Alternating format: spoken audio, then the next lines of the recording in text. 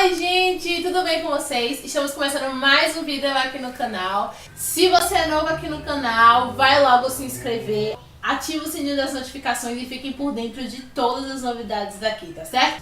Então galera, o tema de hoje vai ser uma resenha de um livro assim que eu adorei, super indico pra todo mundo. É o Hibisco Roxo, da Chimamanda Ngozi Adichie. A gente vai conversar sobre algumas coisas que eu anotei nessa literatura, nessa obra, certo? E espero muito, muito mesmo que vocês gostem. Então, vamos começar? Primeiro, a gente vai conversar sobre a autora. Chimamanda, ela é nigeriana, nasceu em 1977 e ela é uma escritora que tem várias obras no mundo todo. E eu a conheci através de um discurso que ela fez no TEDx sobre Sejamos Todos Feministas e que depois se converteu em um livro. Então foi assim que eu conheci a Chimamanda e eu passei a me interessar pelas obras dela. Hibisco Roxo é um livro que conta a história de Kambili e do seu irmão Jaja na Nigéria. Eles são uma família rica, privilegiada, por serem ricas, e aí mostra um lado da Nigéria que eu nunca tinha conhecido e que também não é passado pra gente.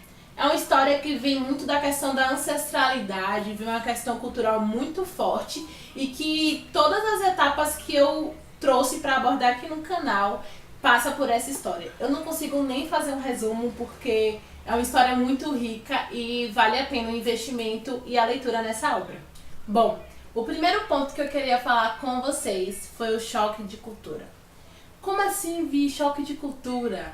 Eu quero dizer que a minha ideia de África era uma ideia que é uma África que é muito pobre, que são países extremamente pobres, onde as pessoas vivem na miséria, onde a riqueza não existe, onde essa riqueza é inexplorada.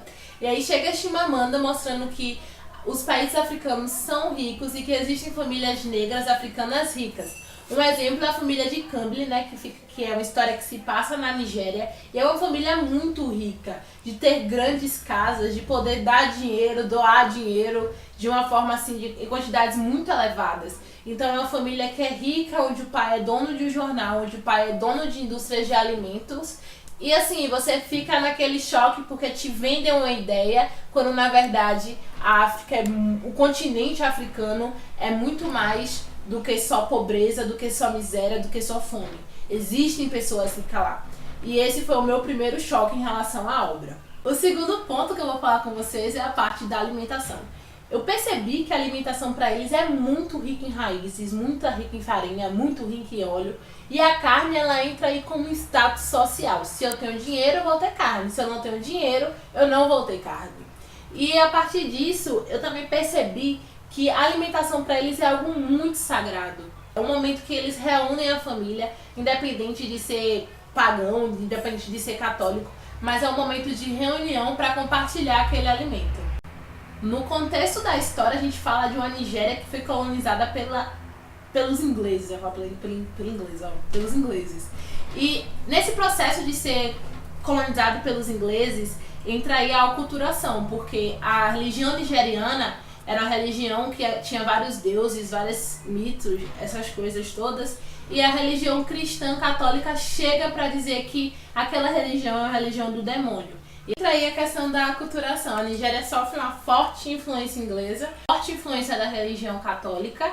E tudo que veio antes, todo aquele processo ancestral, toda a construção da história da Nigéria, ela foi apagada. E aí entra um clímax muito forte, que é o pai da Kambili e do Jaja versus o avô desses dois meninos, porque o avô acreditava na crença nigeriana e se permitia permanecer carregando aquela história ancestral, enquanto o pai sofreu essa aculturação e a crença de que tudo que veio antes desse Deus, desse Jesus que não é negro, é demônio, não é religião, não ama um Deus.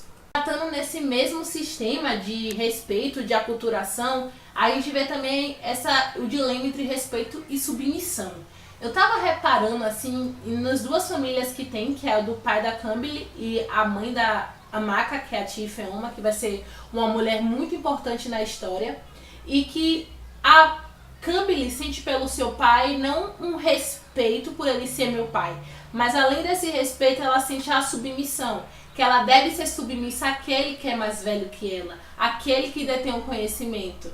Enquanto a Maka, em relação a Tifioma, assim como todos os outros filhos, sentem o respeito pela mãe. Entende que ali ela é um ser de poder maior, mas também criam uma relação, existe uma relação de respeito mútuo, não de submissão, de atender às expectativas, de fazer tudo que o outro manda. Então existe uma liberdade da família de Tifioma e existe uma restrição na família de Cambly. E aí entra aí essa questão do respeito versus a obediência e a submissão.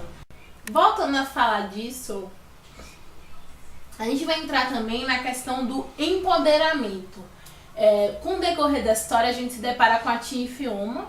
E a Tifioma é uma mulher muito empoderada, uma mulher muito forte, uma mulher considerada radical, uma mulher que é mãe, que é universitária e que traz esse poder aos seus filhos, traz essa questão argumentativa, enquanto Cambly e Jaja, eles não foram criados nesses critérios. Eles foram criados no critério de submissão, de obediência, pelo medo da punição.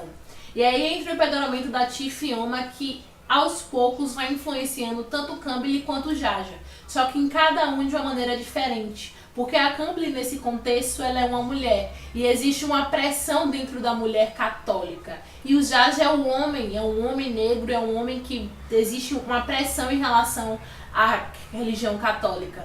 Então, assim, o Jaja, ele se liberta com esse empoderamento que não é só feminino, é um empoderamento de dar poder, de liberdade, e a Cambly não, ela ainda fica restrita, ela fica preocupada, ela fica com medo, mas que aos poucos ela vai lidando com essa situação e vai entendendo que existem circunstâncias e que ela pode fazer coisas que ela antes não imaginava.